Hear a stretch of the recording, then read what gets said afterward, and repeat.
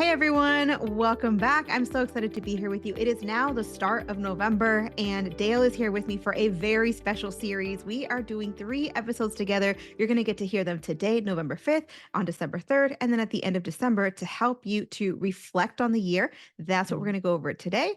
Create a vision, go through an exercise that Dale has for us called the Wheel of Life, and set some goals. That will happen in early December. And then we're going to wrap up the year by helping you stick to the goals that you set. So this is a really great series, and I'm really excited to get started.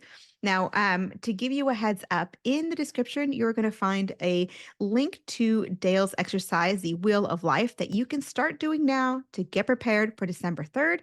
And I'll also provide you with a link to her LinkedIn so you can connect with her and be in touch with us between now and then. But today, let's get started with reflecting on the last year. So first off, Dale, welcome. Yeah, Thank you so much for being here. thanks for having me, Patricia. It's always so fun to spend time with you. Yeah, well, I'm excited to get started. But before we do, I'm sure people are wondering, who is this Dale person? So do you want to share just a really quick intro about who you are? Yeah. So my name is Dale Wilsher. I am a professional certified coach and I'm a keynote speaker. I work with ambitious women, mostly mid to senior level professional, who are successful on paper, but they feel like they're not living up to their full potential. What they want to do is align their careers with their authentic purpose so they can be all that they're meant to be. So that's typically what I do. And then I speak in a variety of settings, some women's conferences or women's ERG groups, or some project managers, a lot of chamber world. So I have some great groups that I get to invest in and work with. So yeah, so today's is all about like a life to the full. I believe in making the most of our time and our talent. And so I'm excited that we get to kind of dig into this part today. Yeah, I'm definitely looking forward to it. Now, it may feel a little early. Some folks maybe don't look at reflecting across the year as early as the beginning of November. However, doing these things really early helps you to let things simmer, especially as you're planning the holidays and you're wondering what you're thankful for at the end of November, and things just get so crazy. So, why don't we get started? Do you want to share a little bit about how you go about your reflection process towards the end of the year? Yeah. And I think you are so spot on. It is so good to have time with this, to just be thinking about it. And also, that way, when you get to the Thanksgiving dinner table and they say, "What are you thankful for?" Man, you don't have to say ditto because 18 people said it before you. You have like lots of responses. So I have been doing this for years with clients. I started doing it with myself probably 15 years ago. And then I started doing this exercise with client. We just call it the year-end review. And really, I kind of go through several questions that I reflect on. I get my calendar out. I'm a paper calendar person in addition to my Google Calendar. So if you keep any records, it kind of prompts you to remember some things that were going on this past year. So I go through and I think about what goals I have achieved, the connections I have made. I think about what I have survived in the year. I've been through some really tough years where that list was exceedingly long, but Mm, I made me proud about what I had come through and how things had turned out okay. And then I do reflect on my word of the year too. And what I found was when I started this, I realized that as a goal driven person, I am constantly going after my next goal. Like I go from one, and if I do get to achieve it, then I just move on. And I never stopped to just celebrate. And mhm. celebration, it gives me gratitude. And so this is an opportunity for me to kind of immerse myself in gratitude and what has happened through the years and through this past year. And then also it kind of develops grit and confidence because I remember what I've done, which means let's get to it. Let's go after some more stuff. So I find this makes me more courageous and more confident as I go into the next year. Ah, I like that. And you know what? I do some of the same type of reflecting where I go back in the year and, for those of us who are planners, hello everybody. I'll go back in my month, and at the end of every month, when I'm good about it, I will write down, here's what happened this month. Here's some big accomplishments. Here's some Mm. setbacks. Here's some lessons, right? So going back through those is actually, for me, it's part of the celebration to find these rewarding moments of, oh, yeah. And I do this at the end of my day too, where you ever get to the end of the day and all you can think of is the pieces of your to-do list that are not completed yet. Like, Yeah, how could I be more negative? I know. So it's kind of one of those things where at the end of my day, when I think about it, when I get into that pattern, because I don't do it all the time, I'll be honest, but I like to look back and look at my calendar and say, what did I get completed? And by the way, there's often things that I completed that weren't on my to-do list. So now it's like, well, Yes. let's just shuffle our to-do list, right? You got to record that and then you check it off and then you celebrate it. Yes. To Right? me, that like, let's record it so that we can check it off is a moment. Like it's a moment in and of itself. And that's what I do is I go back very similar to what you do, right? I go back throughout the year and I say, what happened in January that is in alignment with my goals and celebrate that progress. But also what happened that just kind of happened, right? If your AC went out in July and you got it fixed, guess what? You got your AC fixed in July. Like that is a goal to accomplish. And sometimes that also happens with, conflict at work, right? I know we talk a lot about career here. Sometimes conflict at work makes us confront some difficult Mm, decisions, some difficult conversations that needed to take place. And maybe we were postponing or even avoiding. So to me, that's an accomplishment. It doesn't matter how you mhm. got there. Point is, you got there. Yeah, amen. I think I probably put that in my what I survived category. Yes. Usually those are things that were really difficult or some kind of loss, some disappointment, something like that. That yeah, Mhm. whether I love what you said about like what are your lessons? Because I think that almost has to be done in short term, like in monthly or even in weekly. It's kind of hard to sit back for the whole year and do that, but to be able to take what the work you've already done and think about those lessons and then, as a separate category, what Mhm. just popped up that you didn't expect, but you still, you survived it, you crushed it, whatever. Yes. And you know what? You said things I survived. That actually reminded me of a slightly different. So I'm very like, I can be eclectic, right? Like, what do I need this year? Right. And one of the ways that I learned to do reflections is storytelling. Mm, So you look back on your year, and this is a totally separate way of doing it, but you kind of look at yourself as like the hero of your journey, right? And right. that piece of what did I survive this year reminds me of the last part of it, which you ask yourself things like, what are the chapters in this story? Who was I when I began the year? And who Ooh. am I now? And sort of how has my character developed? How has my circumstance, how has the plot of my life developed? And that survival moment, what it reminds me is something slightly different, but it talks about the cliffhangers. So, what are the cliffhangers in my life? What are the pieces that maybe I've started a story, a micro story? Maybe I've started an adventure, but I haven't finished it. What are people waiting, or what am I waiting for in this next year? So I thought that was really neat. And so if you're interested in learning more about like the storytelling version, I'll just really quickly break it down because it's not what I use this year. But it's basically you look at the high points of your life and you look at the low points and how they were like helped you to develop as a person. You look at who you were at the beginning of the year and how you've changed, and also all the milestones, the plot points along the way. And then here's the thing that I never thought about. Consider who the villains are in your story. Mm, Which when I first heard it, I was like, "Well, why would you go negative?" But here's the thing, a villain doesn't necessarily have to be a person, and I hope that it's not a person, but a villain can be an obstacle in your story, a difficult event. And the reason why the villain is so important is because when you have an obstacle or a challenge, that is almost certainly an opportunity for you to overcome, to learn a lesson, to get stronger. And without finding the villain, it's hard to celebrate the overcoming. And hmm. so that's sort of the storytelling piece.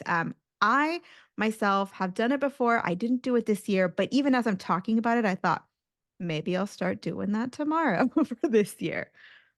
That's amazing. And we were just talking before we got on this conversation and talking about one of my villains is my inner critic and, Mm, my own mindset around things that as stuff gets revealed, how am I going after that? I love this storytelling method. Excuse me. I think I'm going to start using that. So thanks yeah, so it's much for good, right? sharing that. Love it. Yeah, storytelling has been something that has sort of infiltrated everything that I do, right? Whether it's creating the branding and the career search process, whether it's how you structure your interview to share information or how you decide what direction. I mean, it's literally for better or for worse, it is a part of most of what I do. Okay, so we've gone through a brief idea of what it looks like. I'm curious if you would kind of let us into your world a little bit. What are some reflections that you got out of your process this year? Yeah, well, now I'm like, man, I need to go back and tell my own story. But Mhm. I listed it all out. Frankly, I could throw this into AI and let it tell me what some Yes. themes are. I love doing that. But I always do my top 5 goals for the year, and then I have also like a top 16 that kind of breaks those down into smaller activities. So I always gauge against that. So I think I was able to complete 3 of my goals. One had to do with the number of speaking events that I was doing, which I was able to exceed that. Some is always an income goal for me. And then some personal things like, we were trying to work on our budget with my Mhm. husband and we figured that out. And I did a whole revamp on my website. And then I just thought about some things I wanted to do with my daughters because we'll talk next time about the wheel of life. But Mhm. I have goals usually in most of the 8 areas. And I had wanted to start. I have 4 daughters. They are 21 to 28. I have one in college, and the rest are gainfully employed in different places and wonderful.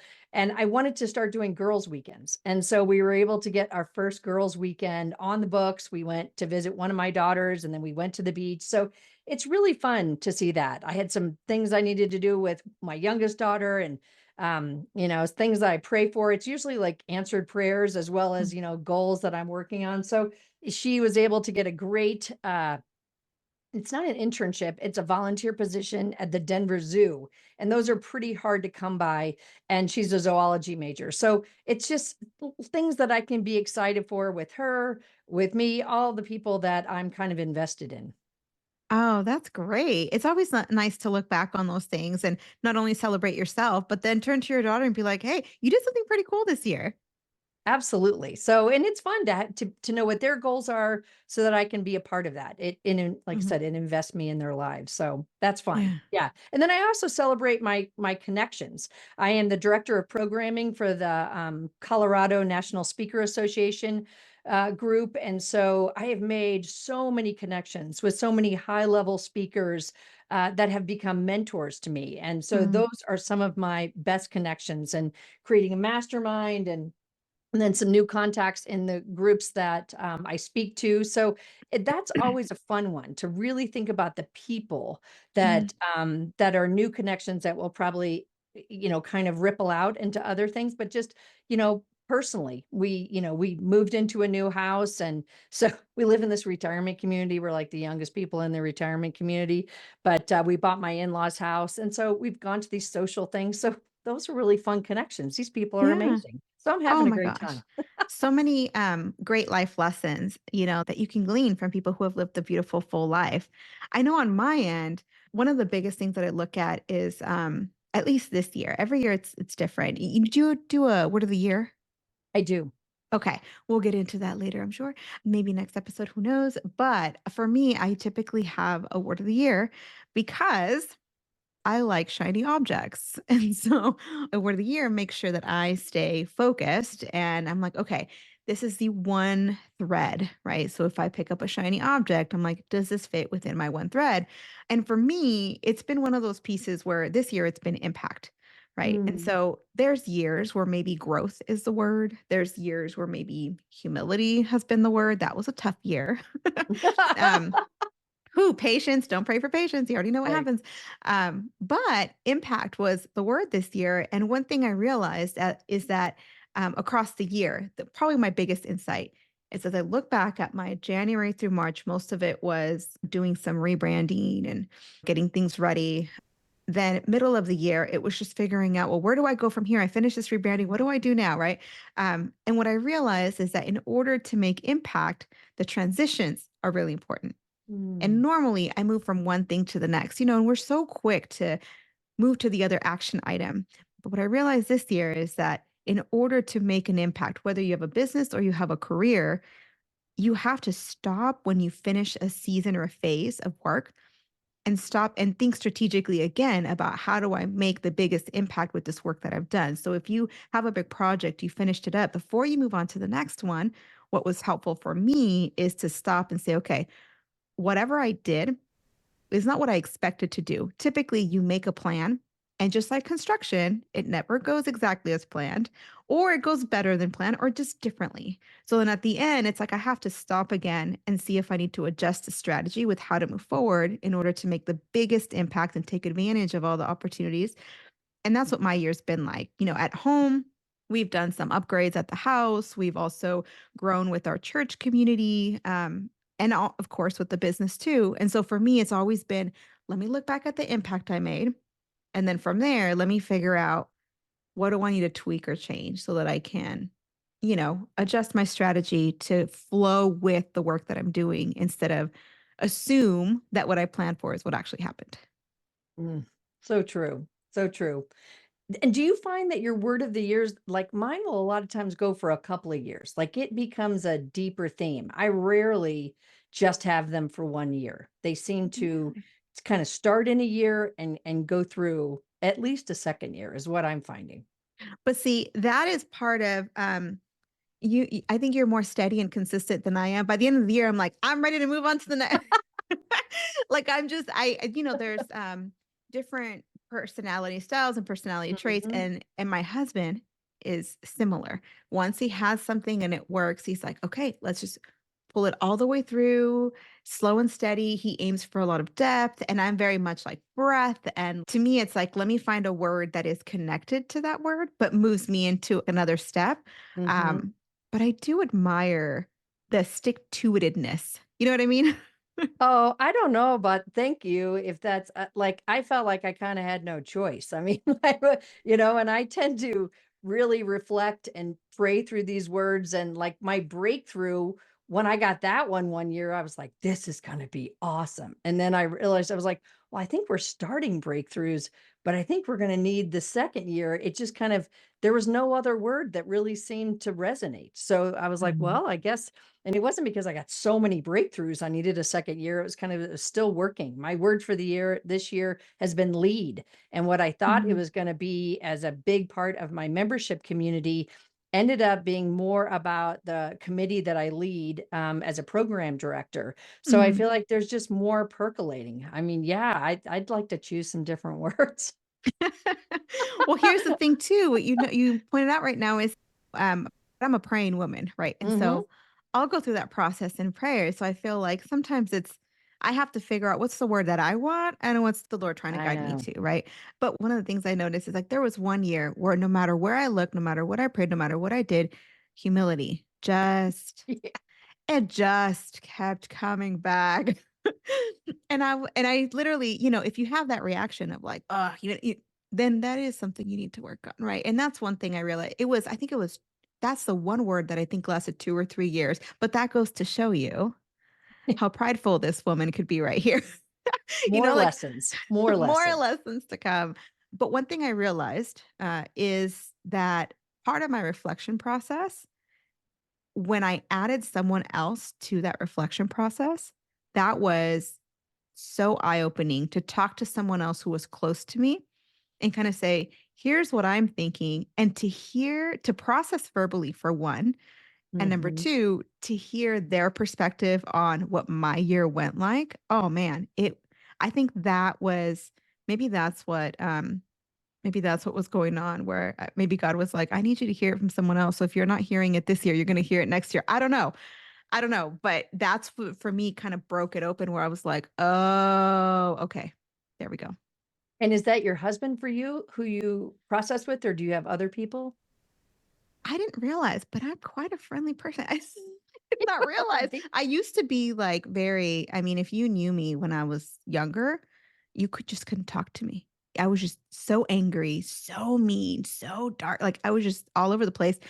And my husband yesterday was like, "How do you keep up with so many friends?" And I thought back and I'm like, "You're right." Like I have really almost without thinking have developed a lot of community. So I have a lot of friends that would be happy to share perspective on what I should work on, which is good.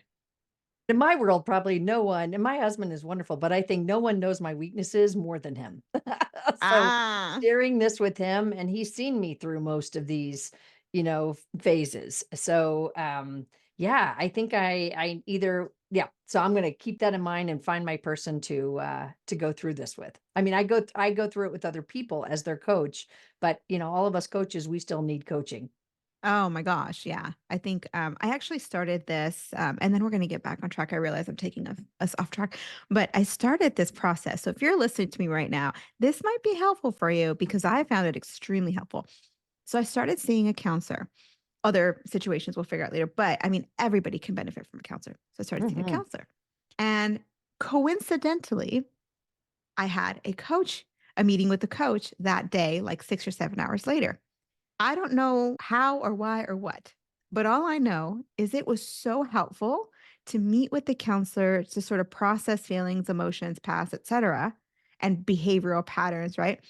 And then talk to the coach after the fact and see how all those affect my forward progress. Nice. It was so enlightening. So, I mean, if you're going to reflect with someone else, I do this with my husband too, it's also helpful. But if you're going to reflect with someone else, if you're thinking of how do I sort of encapsulate my year, try it.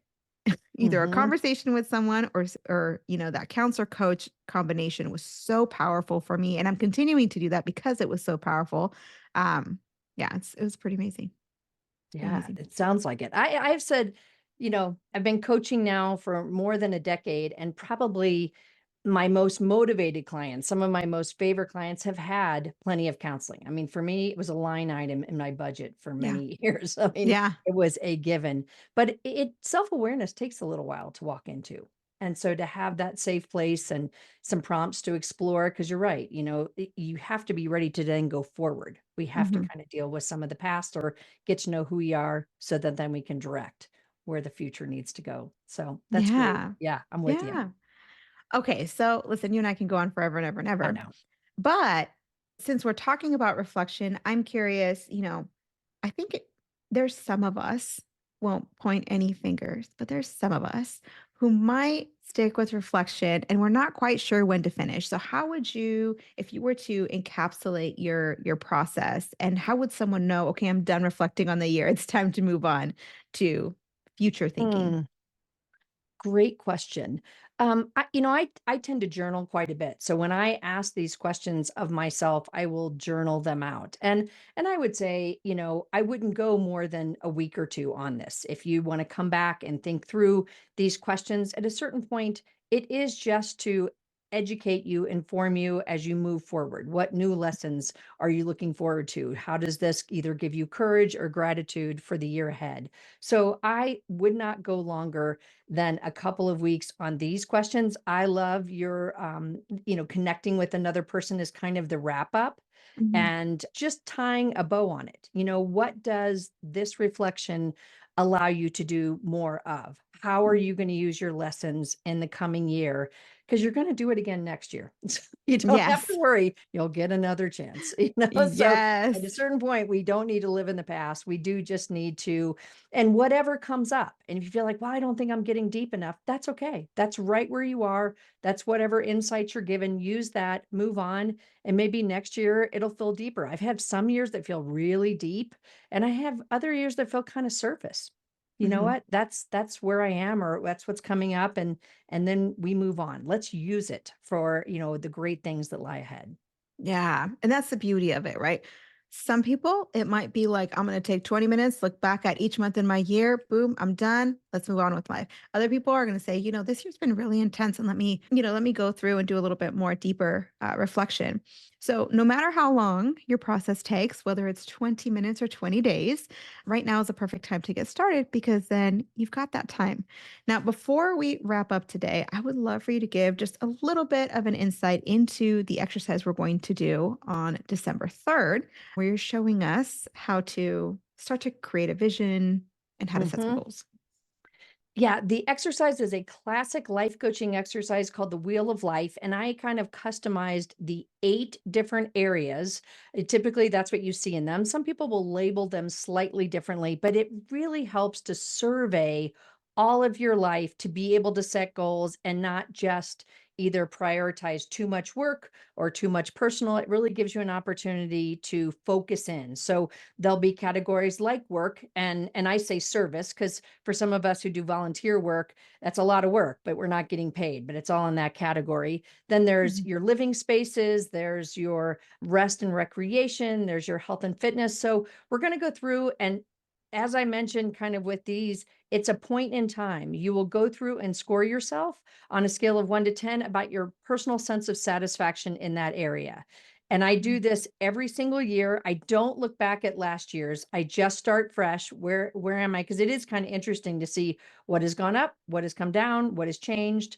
And from there, then there's some coaching questions that will have you reflect on, what are your top areas and what contributes to the fact that those are high satisfaction? What are the areas Mm. that are lower? And what would be a 10 in those areas, like Yeah. really thinking about it. And even if you just go up a notch or two, that starts to get us into specific actions that then we can include in our total goals for the year. I love that. And I'm looking at it right now. Can I tell you, I really appreciate that you brought in living environment. I don't know that I've seen that in others. And It's big. it is. It Yeah. is. This year in Yeah. particular, I'm a very like kind of minimalist, I guess you could say. My husband's closet is just full of clothes. And I have like 10 shirts, 10 pairs, like there's like a certain limit. And then I'm like, it's too much, it's too much. I need space. So for me, like even our house didn't have like a ton, right? And I wasn't as focused on it. But this year I started creating little spaces of like feeling versus look, like feeling of comfort. What is this space, right? The kitchen, Yeah. feeling of community, right? And it has made a world of difference. There is a wonderful, I'm gonna have to get her information. There's a wonderful coach. She's not a coach, she's gosh, she's a designer, but she designs landscape places Hmm. specifically for conversation. Think a garden that counseling can take place in. Oh, Um, wow. oh, it's amazing. And so to think of each individual space as what feeling do we want to have in this space and then create it around that. It's been interesting. And so I'm excited to go into that living environment piece of the wheel of life that you have.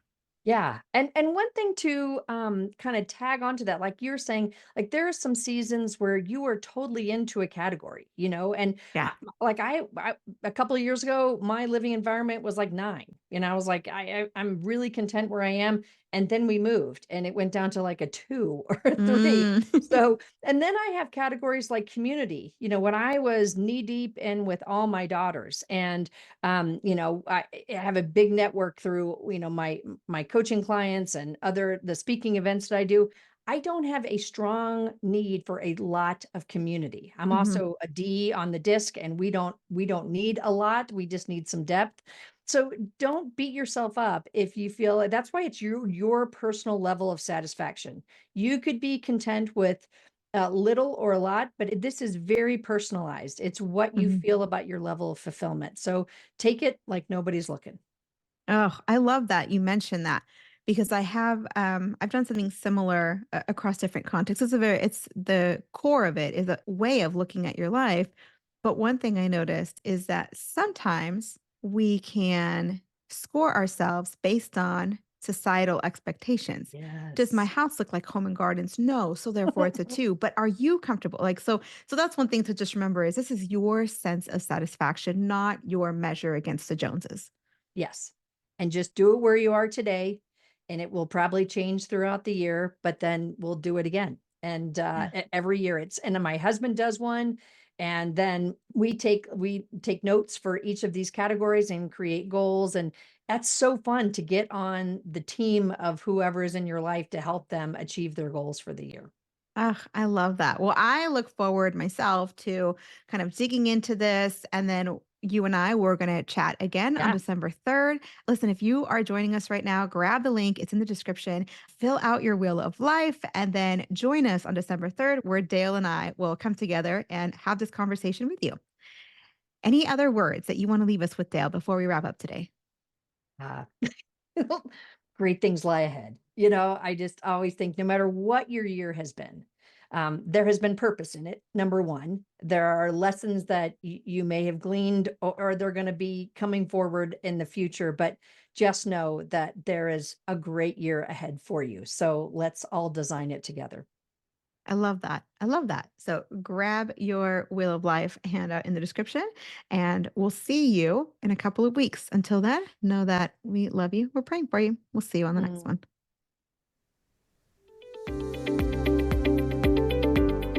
Hey, thanks for listening.